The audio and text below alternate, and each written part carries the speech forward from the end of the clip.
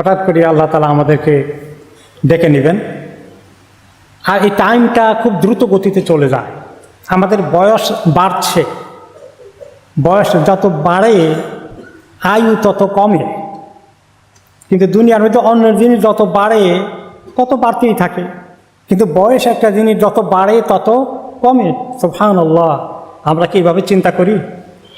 অনেক সময় গর্বিত আকারে বলি আমার বয়স হয়ে গেছে 70, আমি একটু অনেক বয়স পেয়ে গেছি, একটু গর্বিত হলাম, কিন্তু আসলে তো আমার বয়স কমে গেছে। সুবহানাল্লাহ। সামনের দিকে এইভাবেই একটি বছর কীভাবে চলে গেল, সামনের দিনগুলো আরও দ্রুত যাবে, টাইমের মধ্যে বরকত হবে না মানুষের। এখনই আমরা কমপ্লেন করি, আর এত তাড়াতাড়ি দিনটা চলে গেল, এত তাড়াতাড়ি সময় চলে গেল। আর সামনে কি আসবে আল্লাহ তাআলা বলছেন, বা রাসূলুল্লাহ সাল্লাল্লাহু আলাইহি ওয়াসাল্লাম হাদিসে বলেছেন যে কিয়ামত হবে না ততক্ষণ পর্যন্ত যতক্ষণ না সময় একেবারে ছোট হয়ে আসবে, দ্রুত চলে যাবে।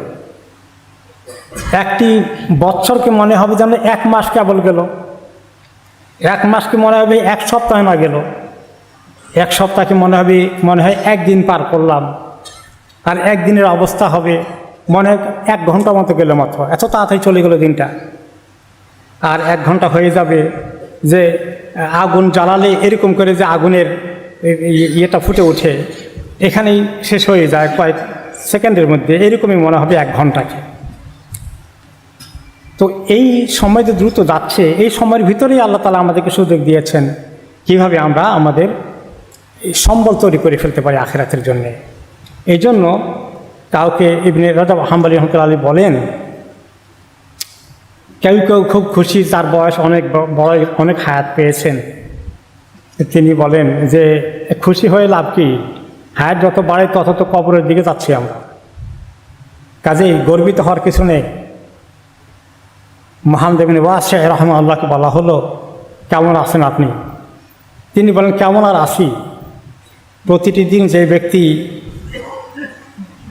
এই রাস্তা পাড়ি দিতে আখিরাতের দিকে চলে যাচ্ছে, আখিরাতের মুখী হয়ে গেছি, সেই ব্যক্তি কি অবস্থা হতে পারে?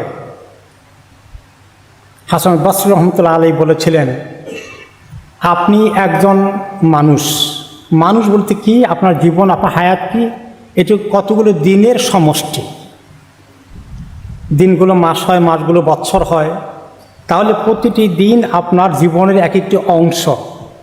একটি দিন যখন চলে যায়, আপনার জীবনের একটা অংশ চলে যায়, আপনি জীবনের একটা অংশকে লুজ করতেছেন।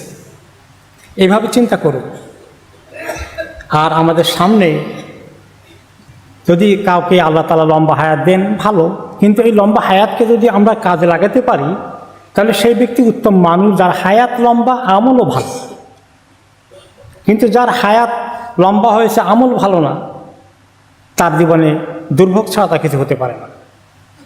ওমর ইবনে আব্দুল আজিজ রাহমাতুল্লাহ আলাইহি আমাদেরকে বলেছেন, হে মানুষ, সতর্ক থাকো, তোমাকে বেহুদা সৃষ্টি করা হয়নি, তোমাকে এমনিতেই ছেড়ে দেওয়া হবে না, তোমার জন্য অ্যাপয়েন্টমেন্ট ঠিক করা আছে, আল্লাহ তাআলার সঙ্গে তোমার দেখা হবে। যেদিন তিনি বসবেন বিচারকের আসনে সমস্ত ফয়সালা করতে, সেই দিন যে ব্যক্তি আল্লাহর রহমত থেকে বঞ্চিত হয়ে গেল, যে রহমতটি আল্লাহর এত বিশাল, তার ব্যাপ্তি এত বেশি, আকাশ জমিনকে ছেয়ে ফেলতে পারে আল্লাহর রহমত, ওই রহমতকে যেই ব্যক্তি হাসরের ময়দানে মিস করে ফেলল, তার চেয়ে বড় ক্ষতিগ্রস্ত পৃথিবীতে আর কেউ হতে পারে? এবং যেই ব্যক্তি আল্লাহর এই রহমত পেল না, এবং এত প্রশস্ত জান্নাত, আকাশ জমিন যার ব্যাপ্তি, সে জান্নাতকে যে মিস করে ফেলল, এই চেয়ে বড় দুর্ভাগ্য আর কে হতে পারে?